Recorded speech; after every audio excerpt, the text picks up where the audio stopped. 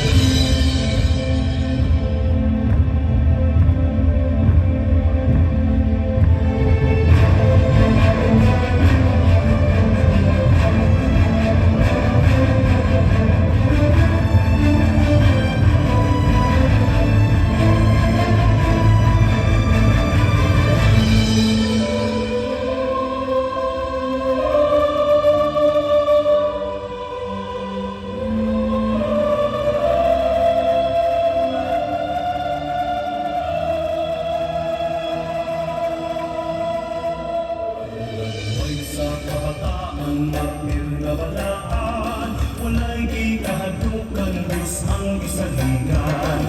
Iyas nga na himukso sa hinatilan, ihatod ka sa altar sa kasalukusan.